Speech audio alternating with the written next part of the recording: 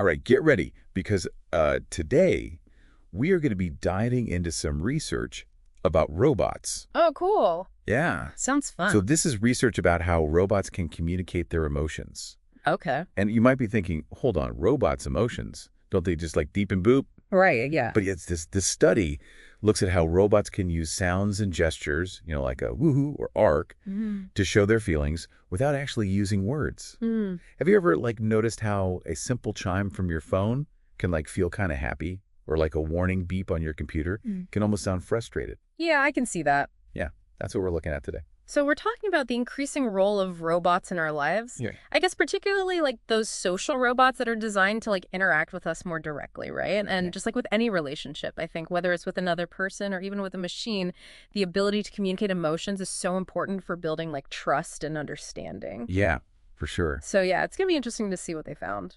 Yeah.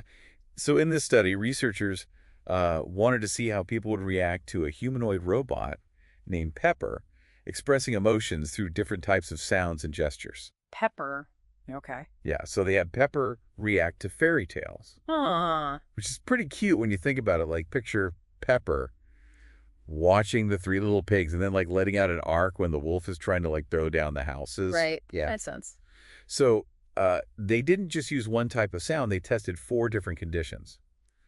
They had Pepper react with a natural human voice, a synthesized robotic voice, musical sounds, and then gestures alone, no sound at all. Wow, so a whole range. Yeah, so it's comparing Pepper's reactions to having a real person's voice, a classic robot voice, a soundtrack playing in the background, and then just body language. Interesting. Yeah, so they were really trying to figure out which of those approaches would make Pepper's emotions the most clear to the people watching. Oh. Did those different sounds actually help people understand Pepper better? Was one type of sound more effective than the others? And were those exaggerated robotic sounds helpful or just weird and off-putting? Yeah, that's a good question. I think a lot of people have that thought about robots in general. Yeah. Whether they sound too robotic or not robotic enough. So it's interesting that they're really testing that out here. Yeah, definitely. And I think this is something that we all kind of think about subconsciously, even if we don't realize it. Yeah. When we're interacting with our phones or computers, we're always picking up on those little audio cues, even if we don't realize it. Yeah, that's true. Whether it's a notification sound or an error message, they all have a certain tone to them. For sure. And that can actually affect how we feel about the interaction. If it's a really jarring sound, it can be kind of annoying. Right, exactly. But if it's a more pleasant sound, it can make the experience more enjoyable. Yeah, I can definitely see that. And so I think it's really fascinating to see how these researchers are applying that same concept to robots. How can we design these machines to communicate in a way that feels natural and intuitive for humans? Yeah, and I think, as robots become more and more integrated into our lives, it's going to be even more important to think about these things.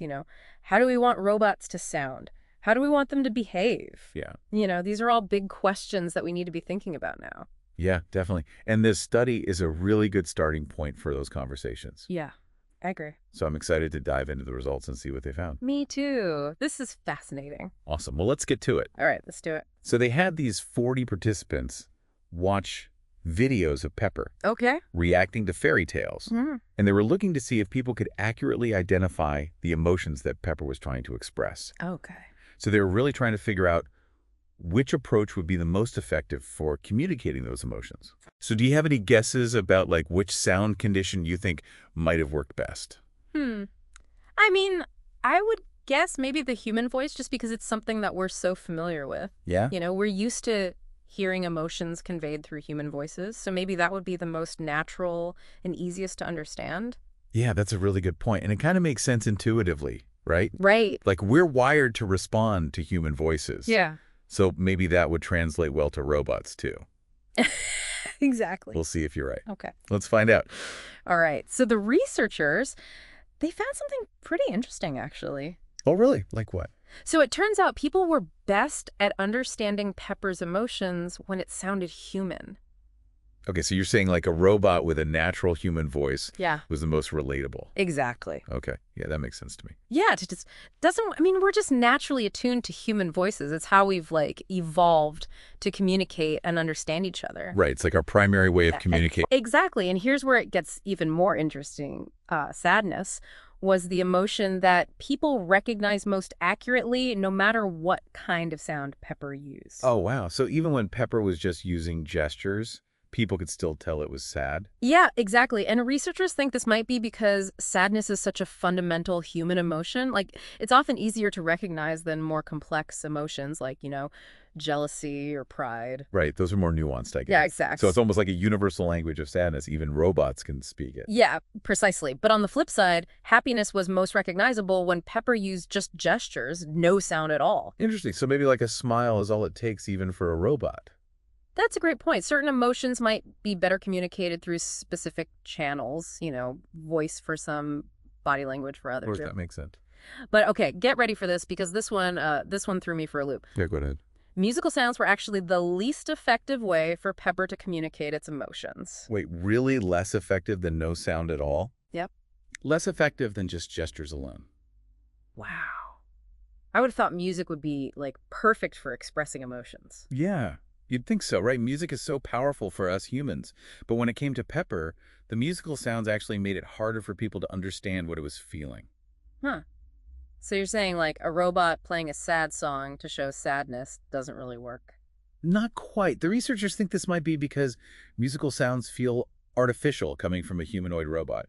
We expect robots to sound more human or mechanical, not like they're suddenly like playing an instrument. Right. It's like, hold on, Pepper, where'd you get that tiny violin from? Exactly. It creates a disconnect between what we expect from a robot and how it's behaving. Interesting. And this disconnect can actually have a big impact on how much we trust a robot. Oh, really? So you're saying the sounds a robot makes can actually affect whether or not we trust it? Absolutely. The study found that people found Pepper more trustworthy, warm, and honest when it used a natural voice, or even just gestures. But the synthesized robotic voice and musical sounds actually lowered people's trust in Pepper. So it's not just about understanding what the robot is feeling, it's also about believing it. Yeah, that's a great way to put it.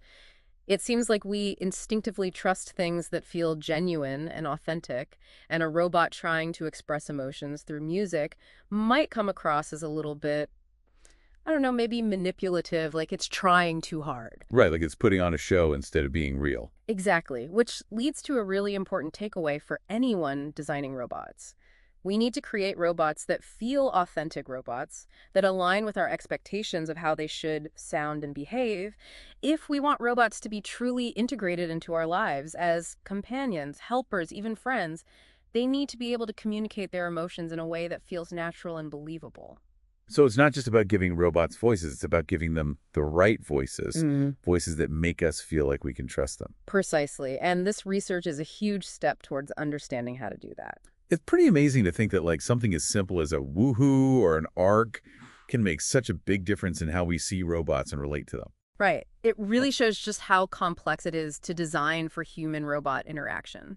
It's not just about the technical stuff of making a robot that works. It's also about understanding, all the little nuances of human psychology and communication. It's like we're trying to teach robots the unspoken language of human emotion. Yeah, that's a really good way to put it. And like learning any language, it takes time and patience and a deep understanding of the culture you're trying to communicate with. Yeah, in this case, the culture is human and the language is emotion. Exactly. So if we could figure this out, like, what could the future look like? A future where robots aren't just tools, but like companions who can actually understand and respond to how we're feeling. It's definitely a compelling vision. Imagine a world where robots can offer emotional support as well as physical assistance. Robots that can tell when you're feeling down and like offer a comforting word or gesture. That would be incredible. It could completely change fields like healthcare, education, even just everyday life. Absolutely. Think about the impact robots could have on elderly care, helping people stay connected and feel less isolated. Or in classrooms where robots could tailor their teaching to the emotional needs of each student. So many possibilities. But it also raises some interesting questions.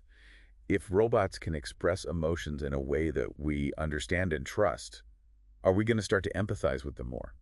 That's something that researchers are really thinking hard about right now. As robots become more and more sophisticated at mimicking human emotions, will our own feelings towards them start to change. We stop seeing them as just machines and start to form real bonds with them. These are questions that we're going to have to face as we move into this new era of human-robot interaction. It's a future with so much potential, but also one that requires us to think carefully about the ethical and societal implications. It's a really fascinating and complex topic, and this research has definitely given us all a lot to think about. I think so too. So for everyone listening out there, I want you to consider this. What does it actually mean for a robot to express emotions? And how will our relationship with robots change as they become more emotionally intelligent? It's something we're thinking about as we navigate this uncharted territory together. Thanks for joining us on this deep dive. We'll see you next time.